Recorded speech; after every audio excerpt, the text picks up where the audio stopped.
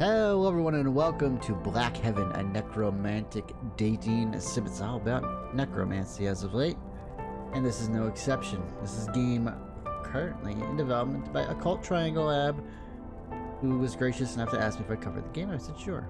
It's been a while, unfortunately, so, you know, I have a backlog of games I'm getting to, and this is one of them. It looks awesome. It's free to play. I mean, there's a demo. It's not actually done yet. There's going to be Kickstarter launching sometime in the fall. I don't know exactly when. Also, price listing. I don't know because it's still in development, as I said. So let's get into it, shall we? New game. This is the demo. Some elements may be changed. You know, standard boilerplate here. Game is meant for an 18+ audience. Is there nudity? Is there sexual content? We'll just say... play safe. We'll say yes. It might be like horror based, so maybe that's why. 3 days. It's been 3 days since you arrived at the library of Gizaron, and you can already feel your body dying 1 inch at a time. Your fingertips have become dull and black, and you can't seem to get enough air into your lungs. Across your skin, isolated black splotches have merged together, becoming a living tapestry of cancer. Oh my god. As you feverishly rifle through the shelves, searching the ancient spines for books on diseases, your mind begins to slip in and out of consciousness. Minutes and hours pass in a blur until you finally collapse against the shelves and roll onto your back. You look up at the cavernous roof of the library. My god, look how big it is. It's like the Page Master. Hung with stalactites, thousands of tiny fireflies float between the spikes of rock, casting dim light on the shelves below. The library used to be one of the ancient wonders of the subterranean land known as the Sunless Kingdoms, but now it's just a pile of moldy paper. You've heard that they've tried to seal the entrances to the underground against the sick when the plague began. It had given artificers enough time to craft the first filter masks, but it wasn't enough. The plague still made it down here. Now the only ones left alive are people like you, resistant to the disease, though not immune. Your mask has kept your body from breathing in more of the disease, but it can only help so much. Even worse than the cancerous plague spreading through your body, however, are the memories. The memories, they're awful.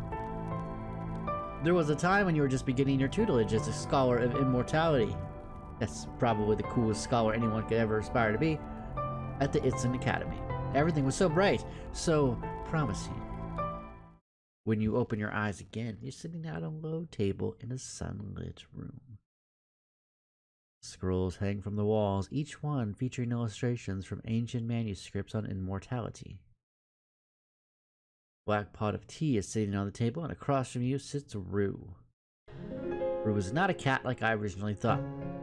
She dressed the way you remember her, down to the silver buttons on her collar, the uniform for instructors of the Izagi Academy. She's a cutie. Rue shuffles some papers around, her gaze refusing to meet yours. Slowly, the memory falls into place. This is the first time you met Rue after your entrance exam. Hang on one second. I turn the music down a bit. I'm gonna turn it down a little bit more. There we go. Feels a little overpowering, just a little bit. But I do have. It's so weird. I don't know how well you guys hear it versus how well I hear it, or how it's gonna render out in the end. But slowly, the memory falls into place. This is the first time you met Rue after your entrance exam. This was your first day as an initiated Itsun, the day you would meet your mentor and speak about your course of study.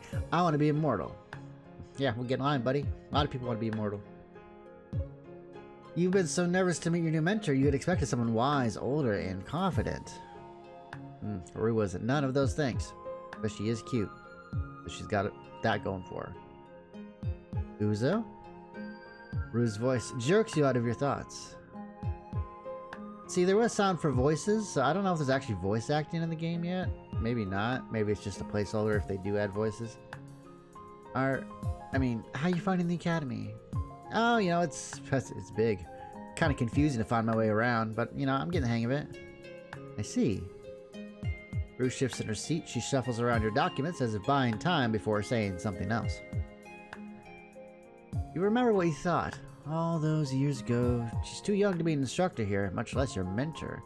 Still, they told you she would be the one tutoring you for your first year. But I'm sure you much interested in studying. You don't remember what you told her back then. What did you want to study? Oh my god, we can freaking choose physical augmentation.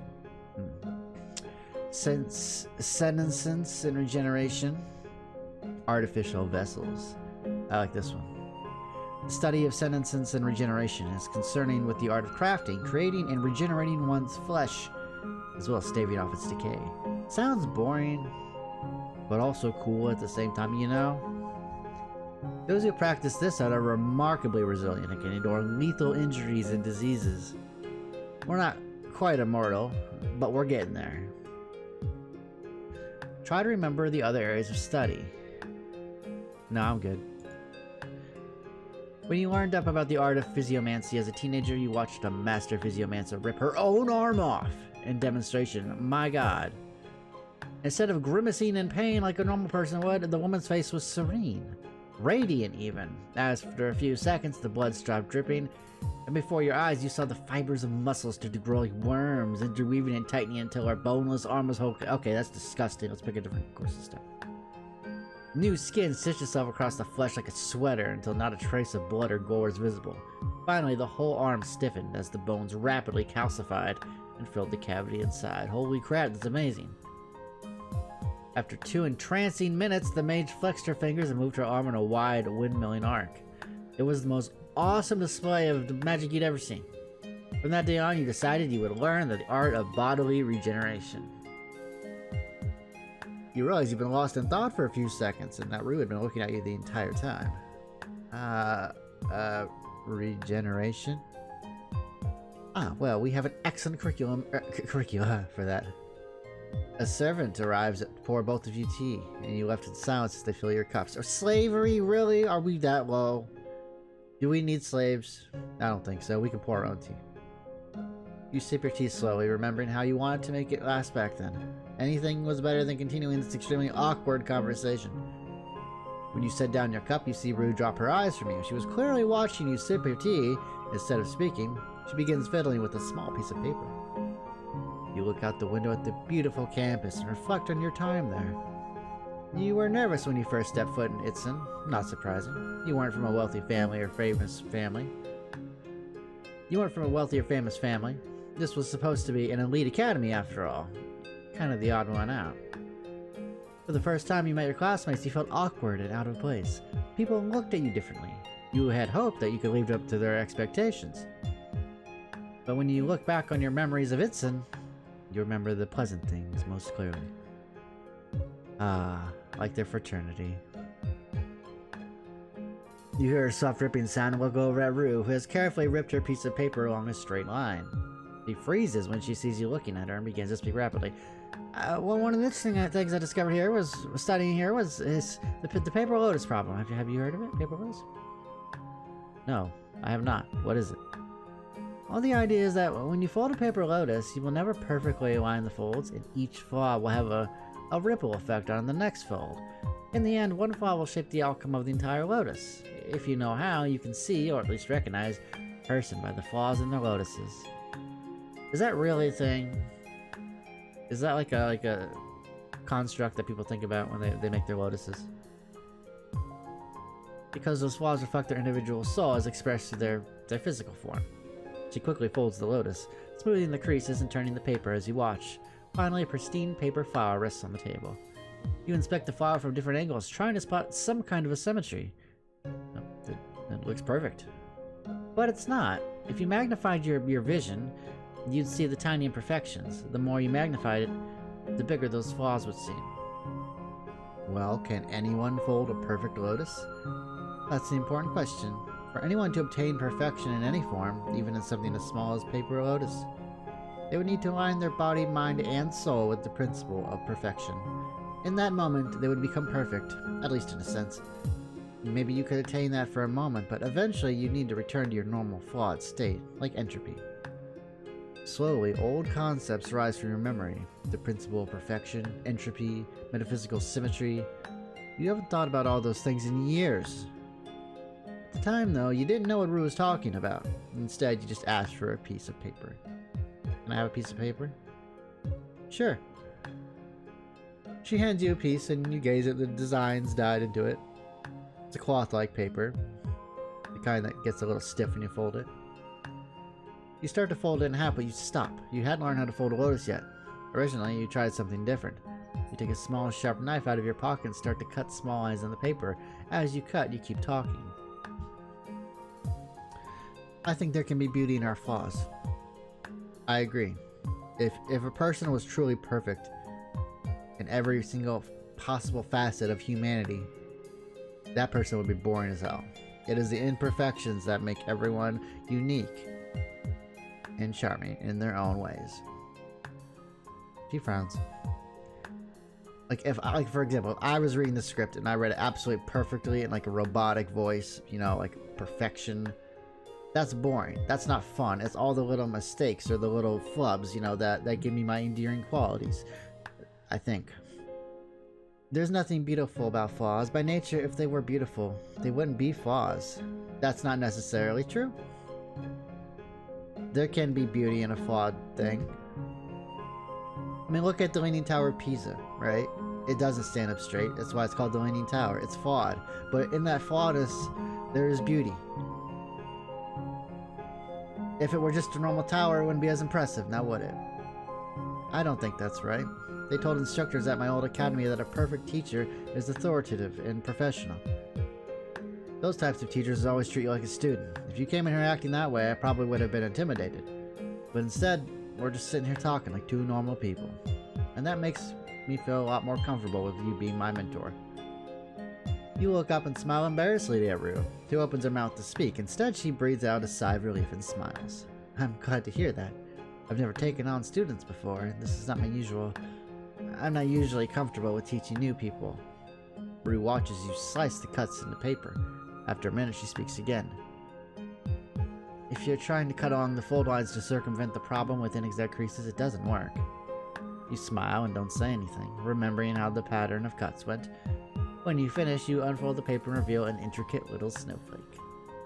Rue's eyebrows rise as she holds out her hand and give her the snowflake and watch her face light up with a smile. I never thought of cutting it like this. It's the same sort of ripple effect. One little cut affects the whole design, right? He looks up at you and nods. Yes, this is exactly what I was talking about. Can I keep it? Sure. Rue looks down at her paper lotus and picks it up with her fingertips. You can have this. You take the lotus in your palm and cradle it, looking at it from all angles again. No matter how hard you look, you cannot see the flaws in it. It's so small, so delicate in your hand, it would only take a tiny amount of force to crush it. But that makes you marvel at it even more. When you look up from the lotus, you find Rue looking back at you. She hurriedly looks down, embarrassed. Aww. After speaking with Rue, you had your first session of martial arts, which was required for initiates.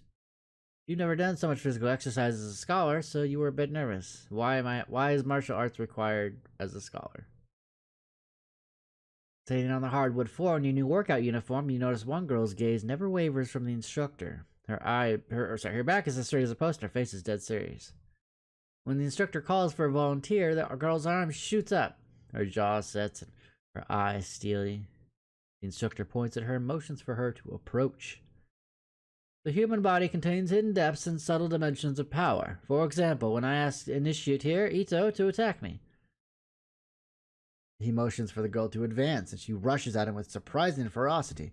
She throws a punch, but in the blink of an eye, her feet leave the floor and her whole body is launched over the instructor's shoulder as he grips her arm and throws her.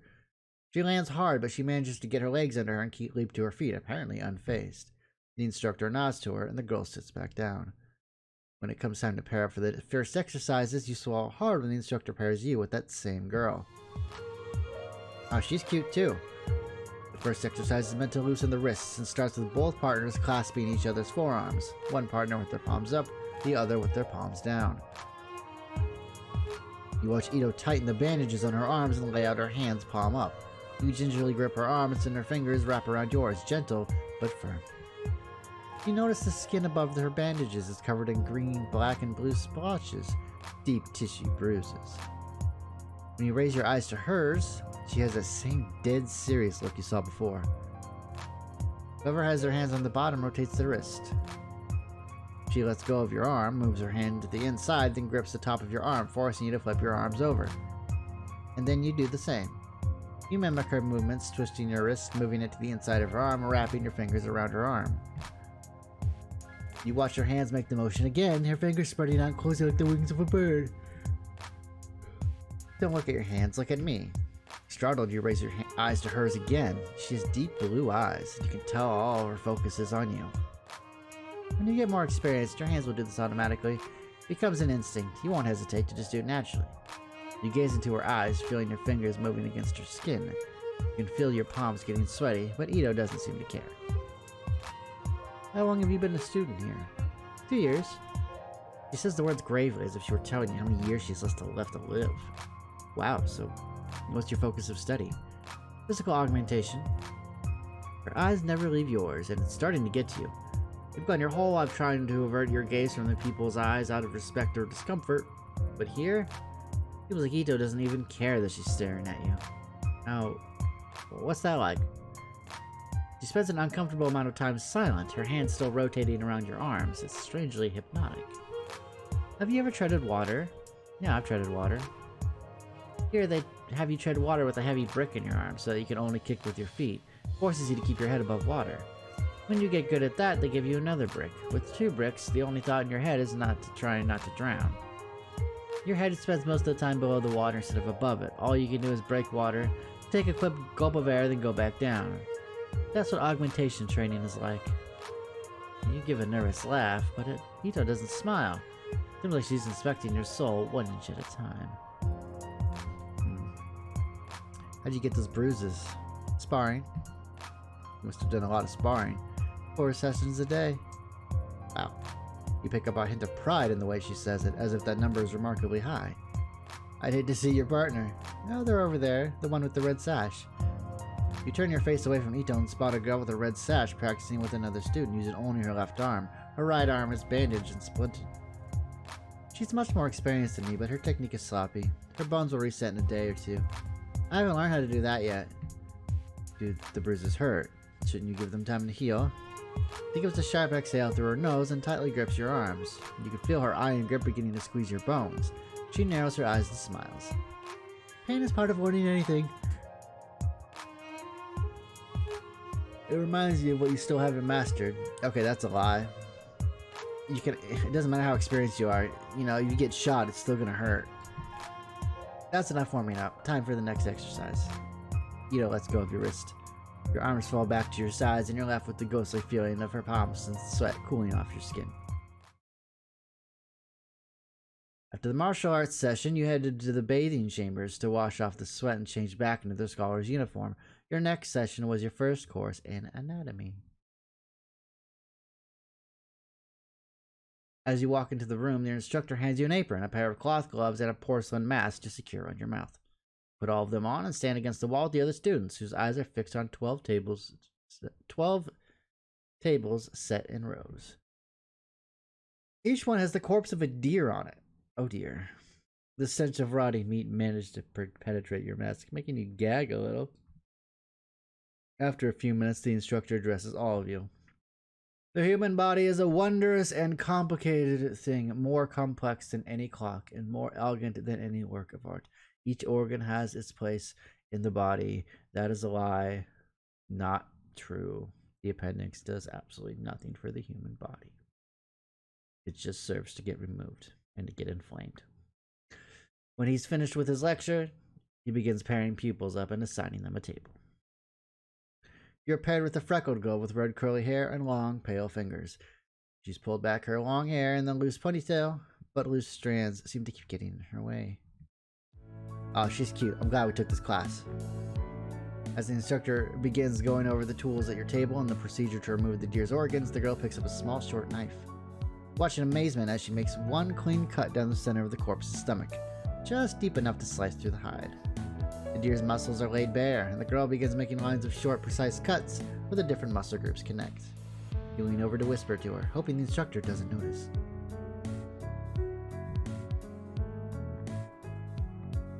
What are you doing? We're supposed to wait until he... That's boring. I already know all this stuff. Here, hold this. She hands you the knife stained with congealed blood and a yellowish fluid. She then picks up a stack of wooden trays and spreads them across the open table. I want to remove the heart. I want to see the little chambers and flaps. Initiate Lyse, is there a problem with your specimen? No, we're good. It's a good deer. Then I would appreciate it if you refrain from speaking while I'm speaking. Oh, yeah, sure, sorry. As the instructor goes on, you watch the girl finish impatiently with the tools laid out in front of her.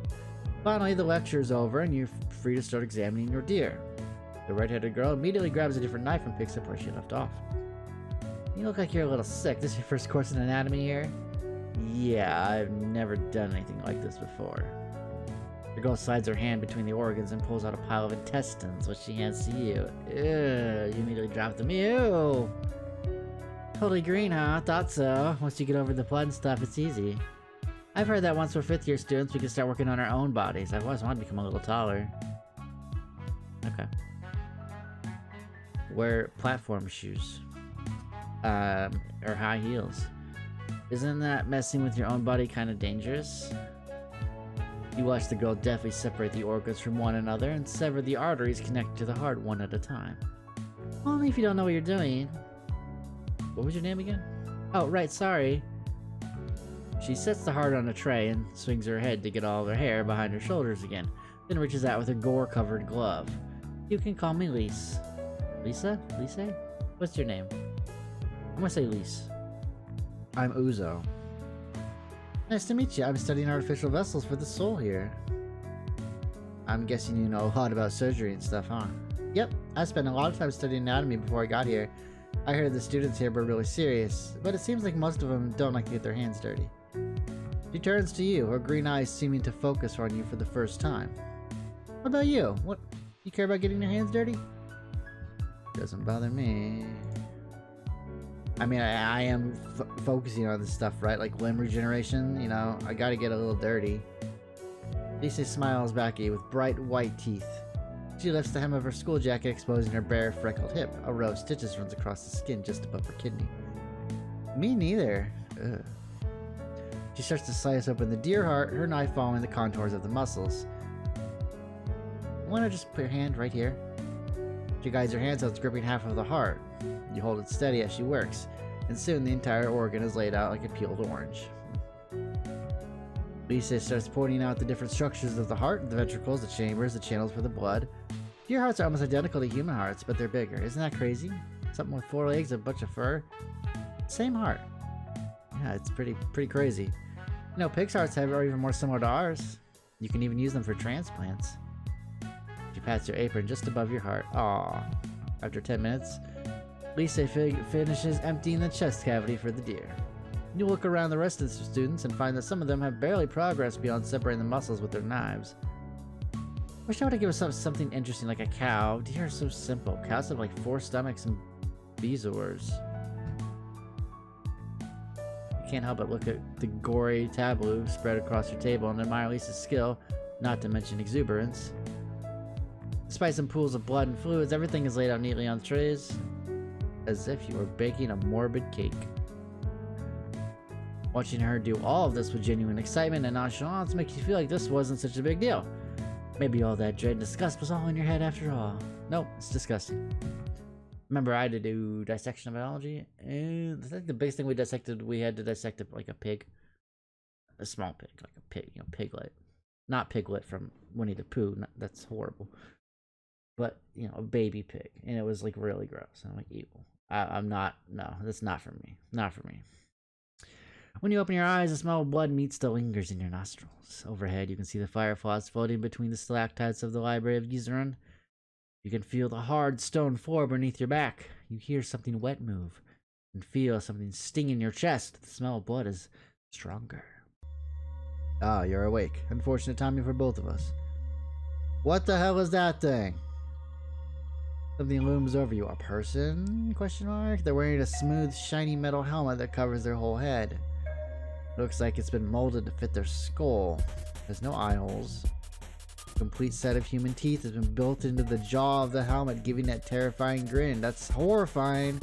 You raise your head from the ground and look down at your chest. Your jacket and shirt have been sliced down the middle, and you can see the skin on your chest has been peeled and pinned back with silver pins, like a butterfly on a board. Just some friendly advice here. Try not to scream. I was in the process of removing your lungs, and screaming is going to be... well, it's not going to be good for you. What? start to push yourself up on your elbows, but the figure pushes you gently back down. I thought I checked your pulse, but it looks like I was too hasty. In the haze of panic and horror, a thought occurs to you. If this man is operating on your chest, he would have seen your heart pumping, wouldn't he? My heart. You should have seen I was alive. Oh, this? The man picks up a small wooden box and lifts a blood-smeared heart out of it. You let your head fall back down to the floor. The guy knew you were alive. He just didn't care. Just kill me already. Harvest my organs. Whatever you want, I deserve it. Well, you're taking this better than I could have hoped, but I feel compelled to ask, why do you want to die? I don't want to talk about it. Well, you've got about 2 minutes left before your body realizes it should be dead. I think that's long enough for a story. You look at his eyeless helmet blankly.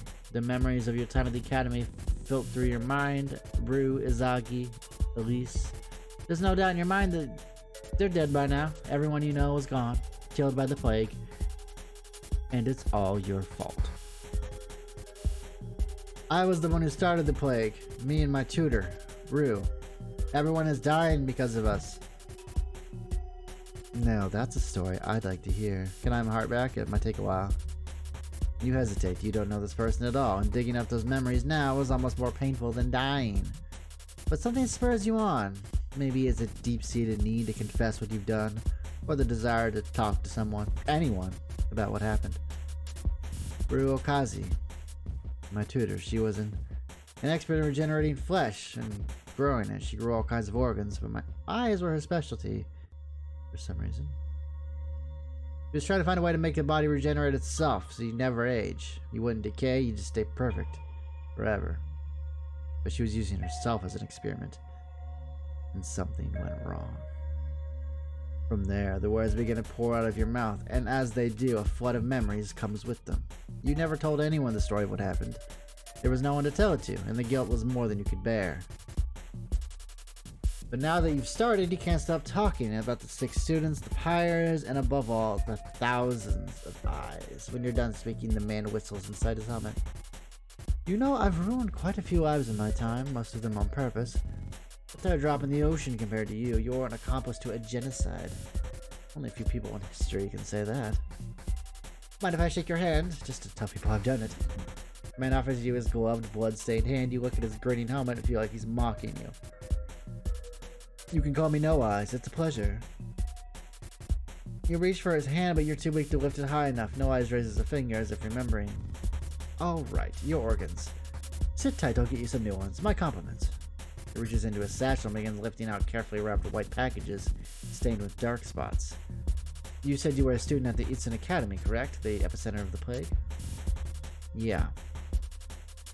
I was under the impression that study 3 kinds of physiomancy there. Vessels, augmentation, regeneration. Is that right?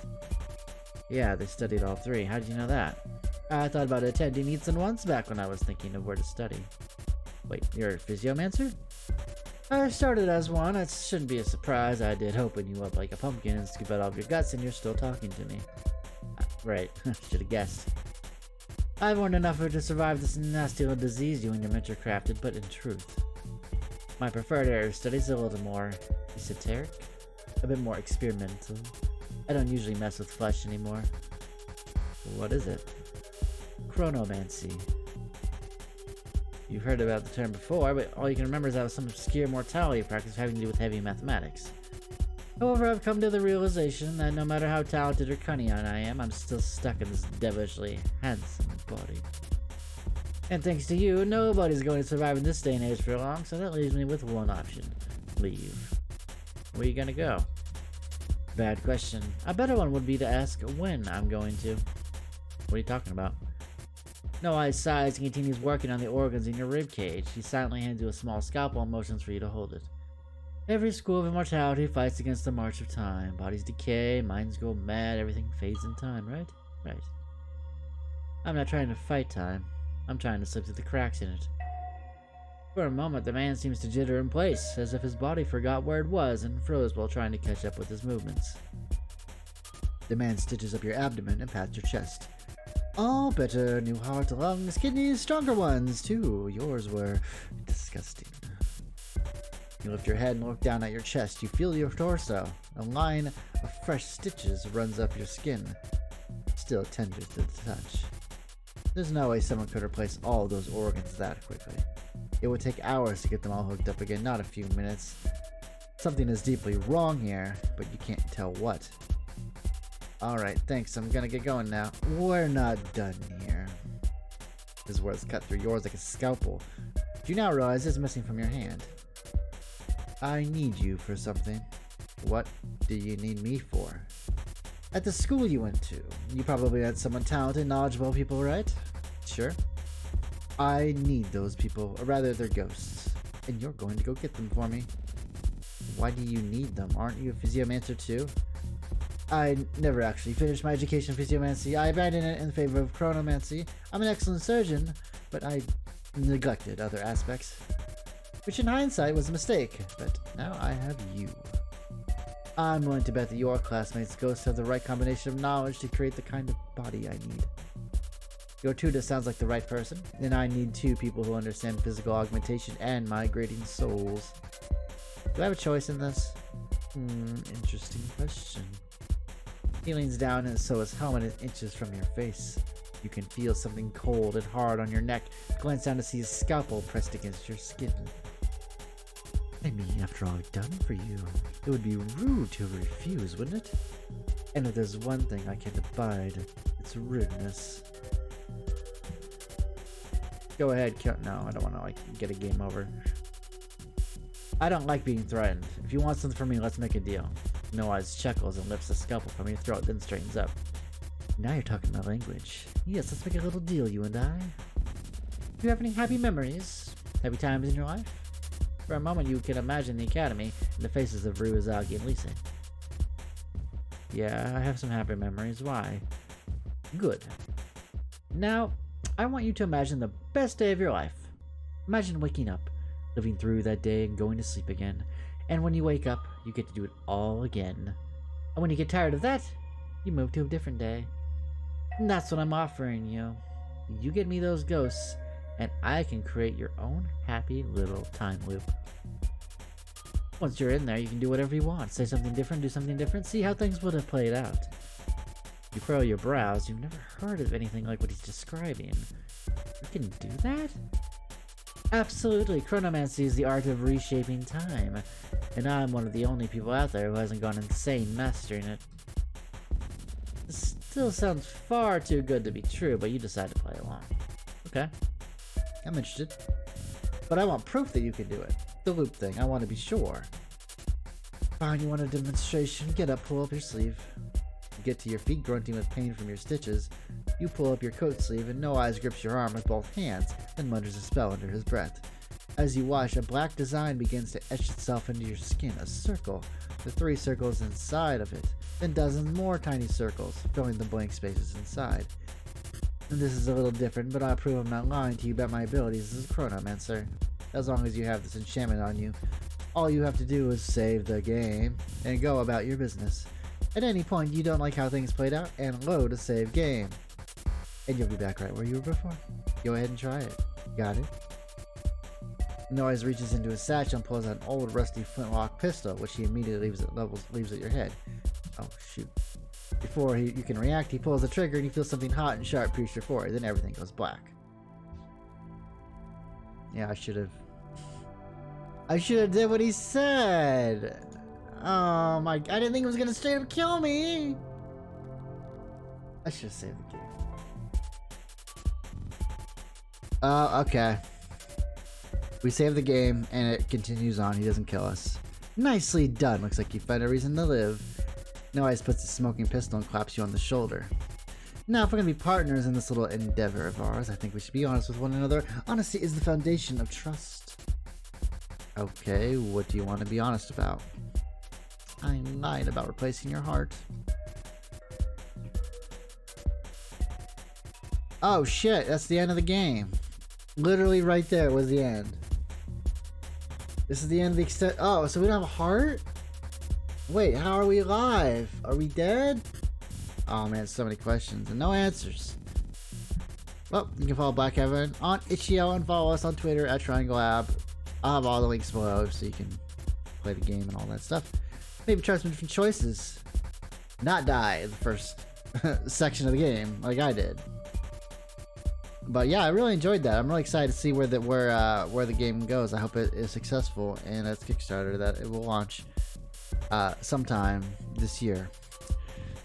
So with that said, I will see you all next time. I hope you all enjoyed it, everybody, and have a good day.